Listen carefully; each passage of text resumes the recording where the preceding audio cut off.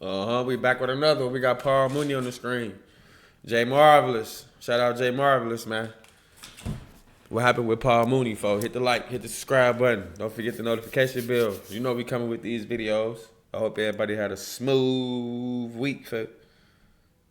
Let's get into it. Paul Mooney. Alright, y'all. Comedian Paul Mooney broke the oath and they exposed his secret. It's like they'll sell secrets and stuff for no money, 10,000. You know, all those secrets they'll go sell. Paul Mooney got his start by befriending comedian Richard Pryor. He would attend one of Richard Pryor's comedy shows in New York City and began to start writing some of his jokes. When I met So he was writing for Richard. Richard introduced him to me as Paulette.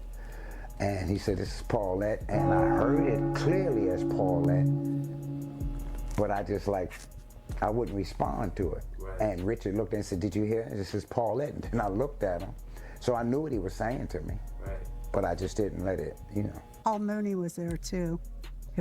He's the one that really laid the groundwork for Richard Pryor behind the scenes, because he wrote on all those Norman Lear shows, like Sanford Son, the Jeffersons, all the Good Times, all the ones that were, the Black family. I didn't know that. And he really laid the groundwork for Richard Pryor and wrote with him too. Paul Mooney would continue to stay behind the scenes of Hollywood. He would do off-brand comedy shows and write behind the scenes. But the more famous he got, Paul Mooney would have to pay the price. In 2001, Paul Mooney would lose his son in a car crash. He would post to Instagram, to lose a child, you don't want to be in that club. In 2005, Paul Mooney would attend the Monique show where he would reveal the secret society in Hollywood and entertainment. Now he broke the oath. Because there's a bunch of devil workers in Hollywood, and there's a lot of black folks too.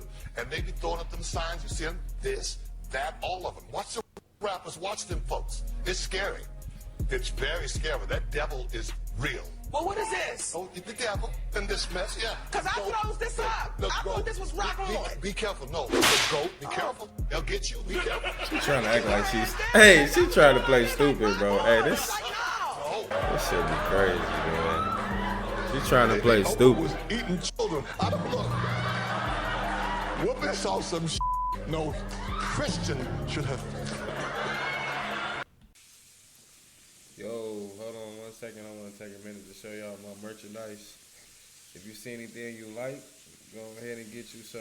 You'll be out there looking fly, looking fresh. I'm going to leave a link in the description. Back to the video.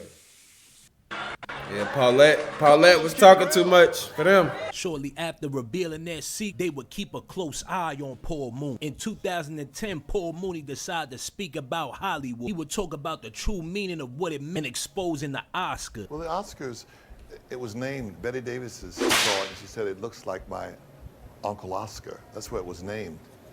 The statue itself it's worshiping statues. It's, Hollywood's. If God doesn't destroy Hollywood, he owes Solomon the Gomorrah an apology. No, the Oscars are very racist. It's been racist right from the beginning. When Hattie McDaniels won for playing Mammy, they wrote her speech. The speech said, I'm a credit to my race. That in itself is stupid. This is one of the happiest moments of my life. And I want to thank each one of you who had a part in selecting me for one of the awards. For your kindness, it has made me feel very, very humble. And I shall always hold it as a beacon for anything that I may be able to do in the future. I sincerely hope I shall always be a credit to my race and to the motion picture industry. My heart is too full to tell you just how I feel. And may I say thank you. And God bless you. And we're too much into their folks' awards and their what they set a standard or what they worship. We worship what they worship. Definitely. No, I mean, if they say something is good, then that's the best. If somebody said it was good, it has to be good. If somebody says it's the best, it's the best. He would continue to speak out about how politics was fake and entertainment wasn't real. You mentioned today's politics. Where do you stand in all these things, like the president, like the Occupy movement? Talking too much for things them. like that? Well, for me personally, I don't think there's a Republican Party, and I don't think there is a Democrat party. I think there's only one My party. uncle was just talking about this. The 1%. I think all the rest of it's fake. I think that everything comes out of the White House, everything we see on the television is scripted. These people are actors. Man, They my uncle actually was should just get talking Academy about this. Awards for their performances. That it's scripted. What they say to us, they rehearse during the day, and when they finish, they all go to dinner and they tell each other how good they were, and they talk about tomorrow's script, and they practice. And if one person does improv, they rave about them. They say, "And what you did was fantastic." I just think that. I don't care what color they are. I don't care what sex they are. I think they're all for each other. I do not think they're for us. Now, what you're saying, if I just saw it written down, would sound kind of gloomy, but you're smiling while you're saying it. Because I think it's true. Yeah. I really believe that. I mean, I just think when no matter what color, Obama, whoever it is, when they deal with that White House, they're dealing with a beast. And the beast is a drug addict, and the high is power and money. And you know, Greed, drug addicts, greed. they're like crackheads. They get on a mission. And do you talk politics when you're doing your show? Of course. Yeah. And I think that they make us think we have a choice. I don't think there is a choice. That's how I feel personally. I think it's all a joke. So will you vote in the next election? Huh? Will you vote Well, in of the course. next I'll fake it. Of course I will. You'll fake that. And in fact, I've been voting every day for Obama.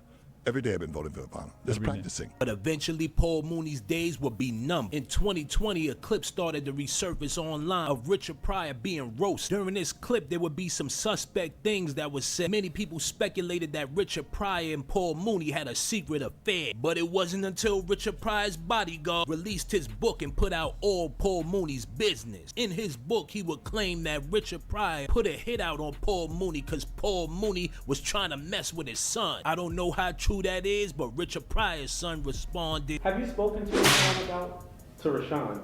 About what?